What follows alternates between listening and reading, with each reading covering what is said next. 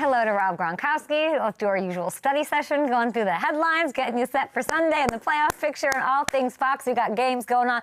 And what are we wearing today? What is that? Woody, go ahead. Yeah, so today I'm representing the schools that I have connections to. I walked into my closet and I saw this was the first thing that I saw was this shirt, and this was the first hat that I saw too. So I felt like they mix and match perfectly, and this is the University of North Carolina hat. The relationship I have here is that Coach Belichick is the head coach there, as we all formerly know, and he was the head coach, my head coach at the New England Patriots for 9 years, and then the Woodland Hills Wolverines. This is the high school I went to in Pittsburgh, Pennsylvania. You are really doing it wrong today. As much as I love the show, how today, when I have been made aware that your alma mater, the Arizona Wildcats, are the #1 men's hoop situation in the nation? Rocky Gronkstone, you're not going to rep some Wildcats today? Well, okay, if you had your eyes wide open, as I do, I can see in my background on my screen, I got the University of Arizona ice shaker right here. I will always be representing the Wildcats. Woo-woo! Hey, here's a little fun fact as well. When I went to the University of Arizona about 2 months ago, and that's where Rocky Gronkstone character came about, the Arizona Wildcats football team as well is undefeated.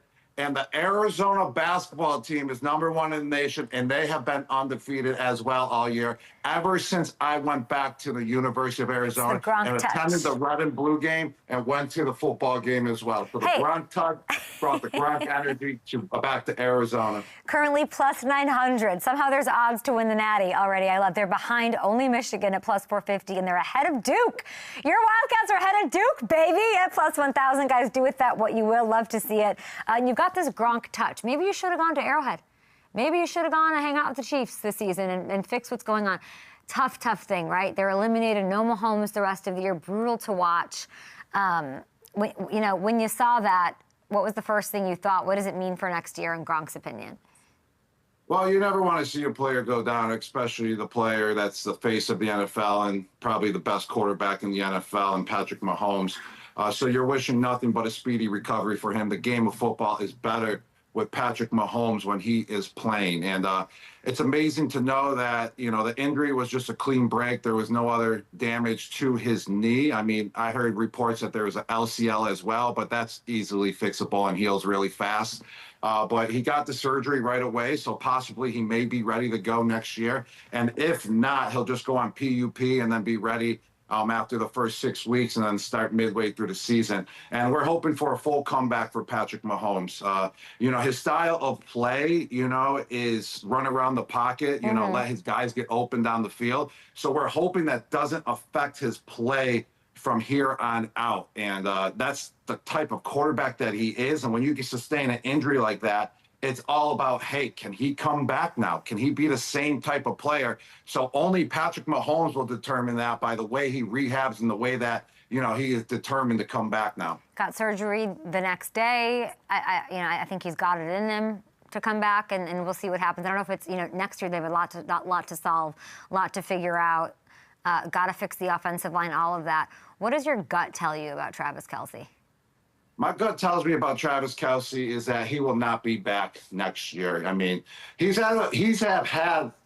had a significant career, Kay. And let me tell you this, he has had an excellent year once again this year. He is a top tight end in the NFL. I mean, I'm not sure exactly what his stats are, but I know he's producing. And if any team can get the type of production that he's having this year, I mean, I'm talking like 25 other teams would take him in a heartbeat, especially with that production that he's having. I mean, he's getting first downs, he's moving the chains, but we're just so used to Travis Kelce, playing at such a high level that he has been doing his whole entire career, that now Father Time has gotten to him a little bit. So now we're all wondering, oh man, what happened? Well, that's just Father Time. He's still a very good tight end.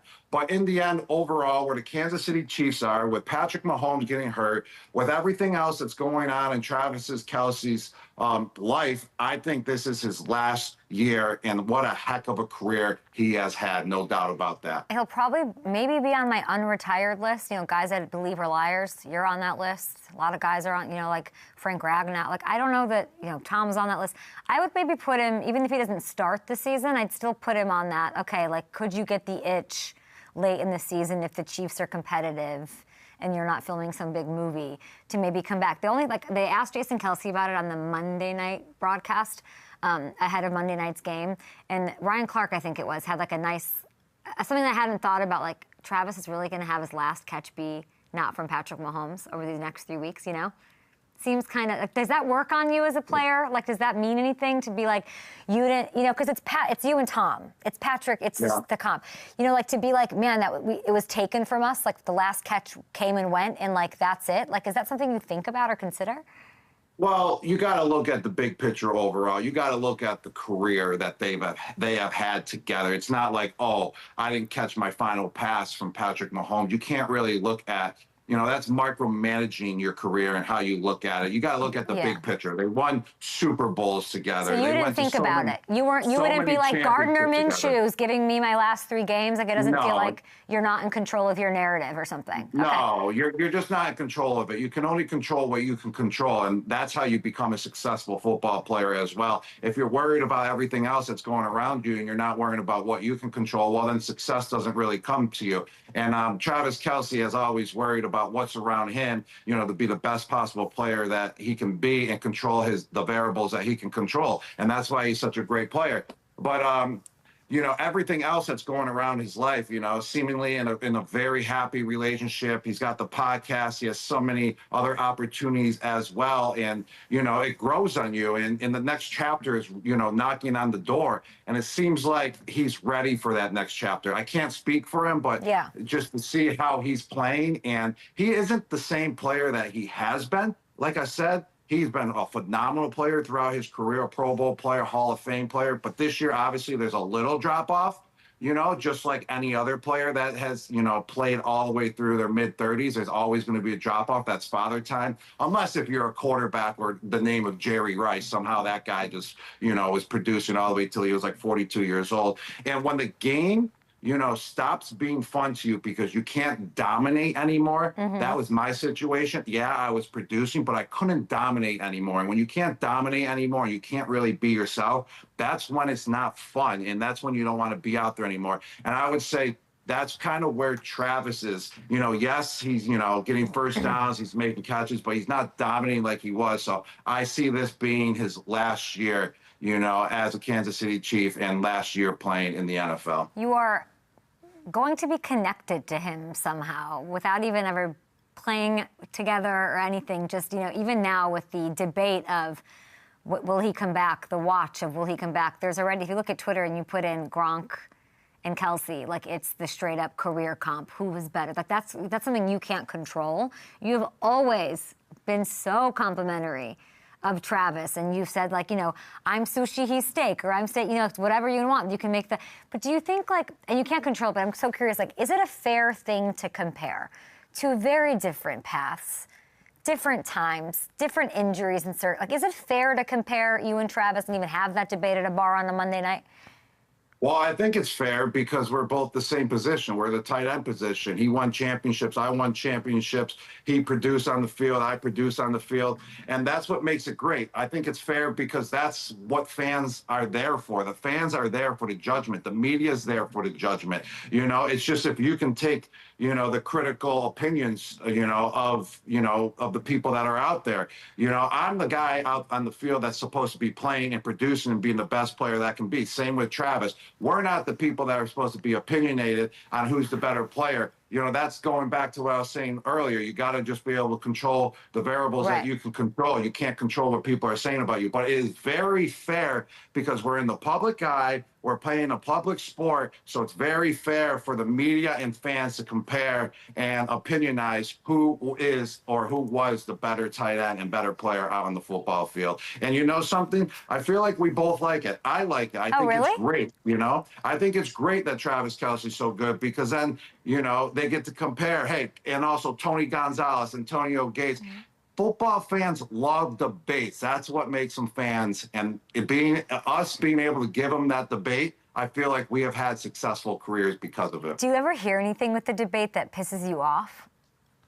Not really, Interesting. Only if it's maybe like a Kansas City Chief fan, like. But I mean, like in somebody's argument that Travis is a better tight end than you. Were you ever there's never anything that irks you that isn't fair in the argument?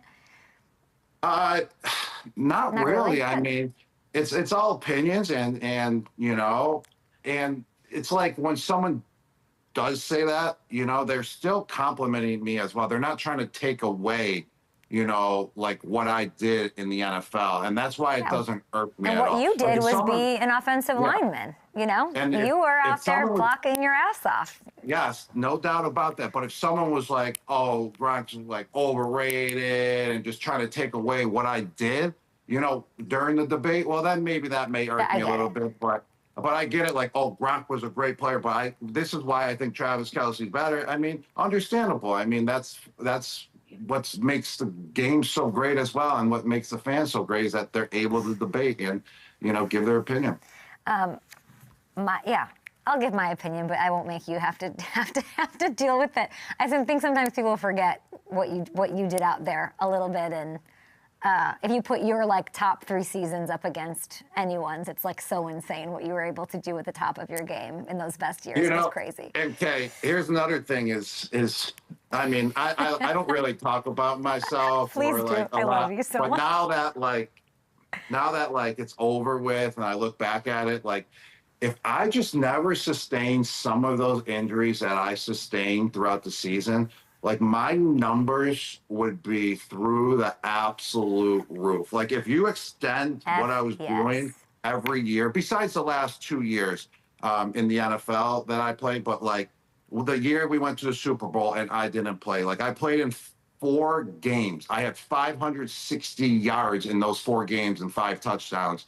And then I went down with the injury because I went up to see him and Earl Thomas blew out my back and punctured my lung. And then I didn't play the rest of the year because of that hit. That was an uncontrollable factor. But if you average what I was doing that year, I would have went for 1,400 yards again. The previous years when I broke my back and got my knee blown out, if you average what I was doing that year, every single year, the first 8 years in my career, I would have had literally 12 touchdowns every year and 1,300 yards. But it was just unfortunate. That's what I was running up this team so hard. So those injuries did derail me a little bit, but I always came back. And also that's what made me. That's why I can't complain about the injuries, because it made me, and it showed inspiration to others as well, that you can always come back. You just got to work your butt off.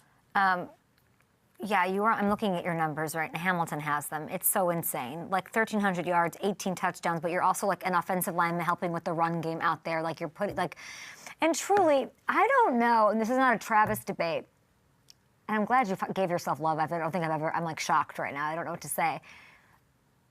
There's never been anyone that big move that like that. Is there anybody else? I don't know how you did that, and I don't think that I was smart enough to recognize. I was too green to see it when I saw it. I don't know if maybe we can pull up some of that from Gronk's lore. But no one that big could ever move like that ever.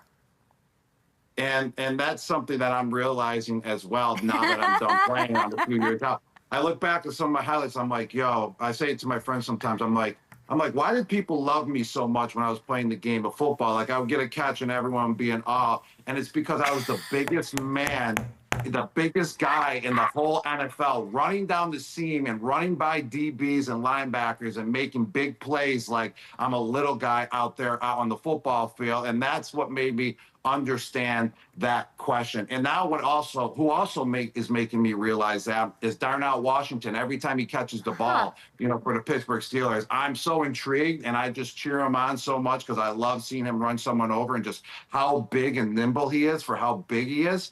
Over 300 pounds. I mean, he's not that fast and he's not going to produce like a crazy amount, but whenever he does catch the ball, I'm just so in love with it. And then it kind of relates back to me. I'm like, okay, now I understand why the fans went so crazy, because I was the biggest guy out on the field as well. But I wasn't just running little routes. I was running down the field. I was running up the seam, making 30-yard bombs, look like I'm just a little guy. So, yes, I do see now that being that big and playing the game of football how I played was just kind of intriguing to fans. I like that you didn't realize it either.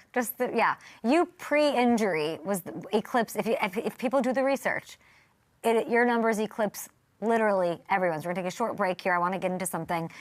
Ja Rule, Derek Jeter.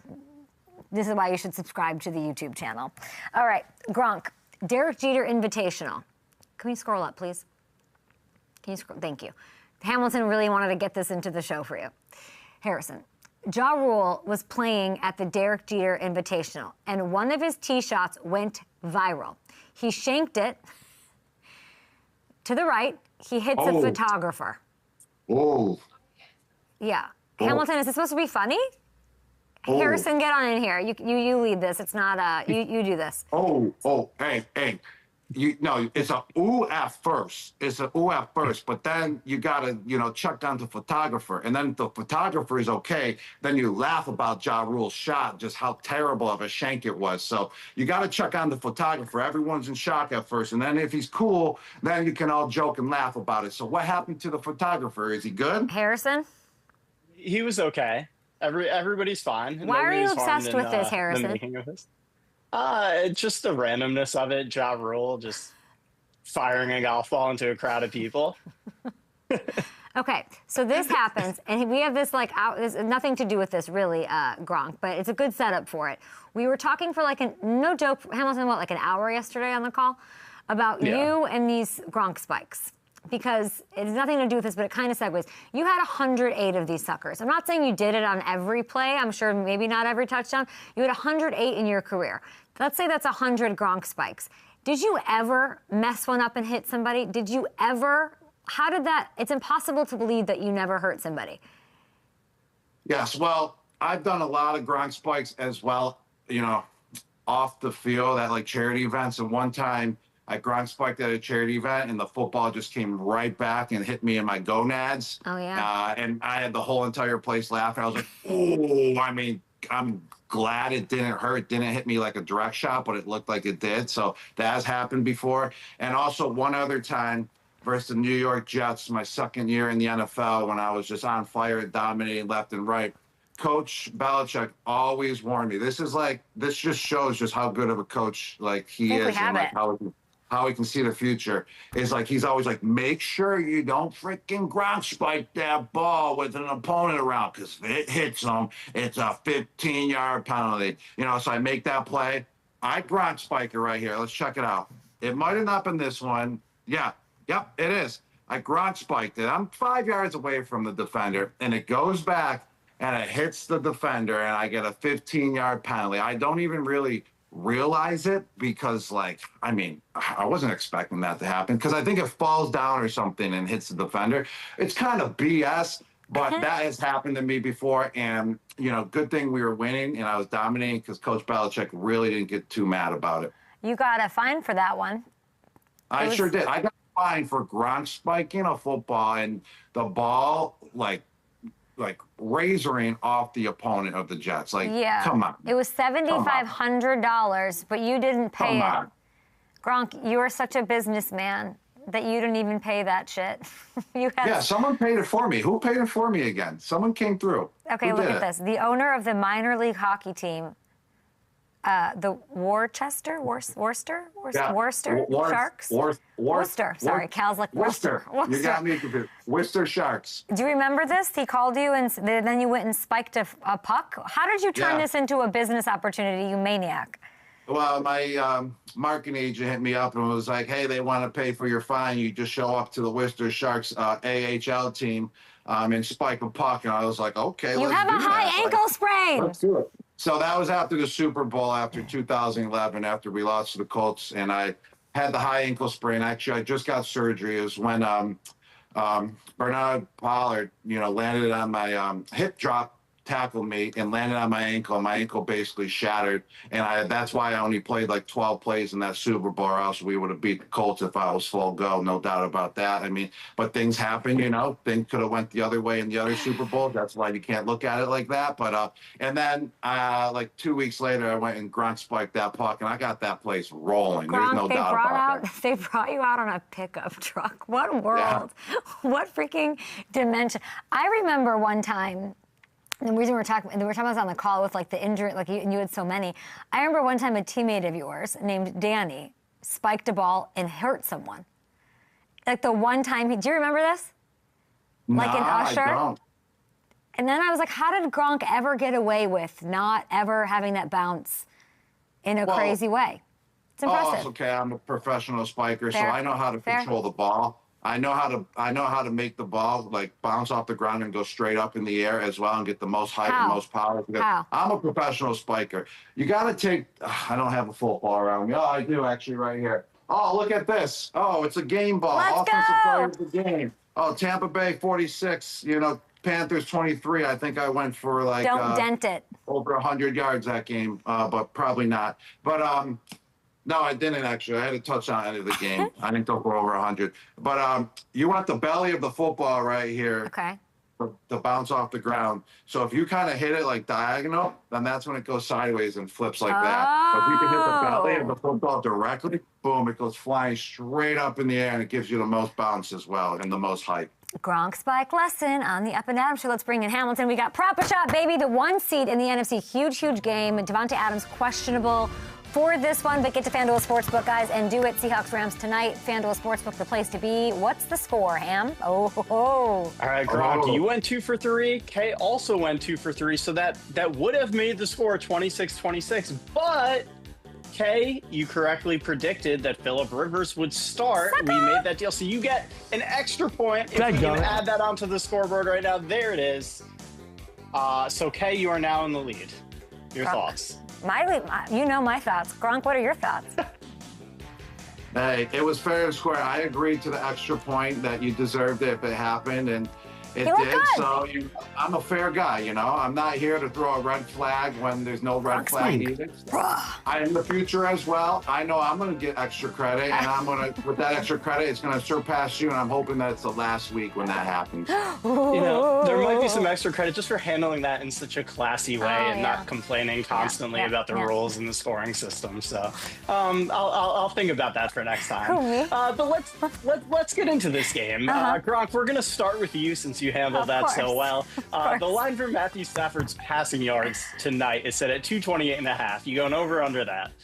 Yes, Matthew Stafford. I think he's the favorite for the MVP. He's the favorite, to me for the MVP. He's going to go over 228.5 passing yards. Even if Devontae Adams is out, he has Puka Nacua, who's just absolutely dominating and on fire as well. He's a young buck, and he's still vying for a second contract. So I'm going over.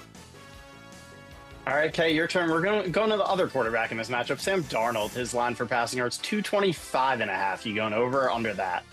I'm going to go over because he was so bad against the Rams, but he still had like 279 against them in the first matchup. Their line sucks, is great, so it's going to suck. It's going to be a tough night for Sam. He can slay a dragon here and win a big game, a meaningful game. I got to go over 225.5. Over.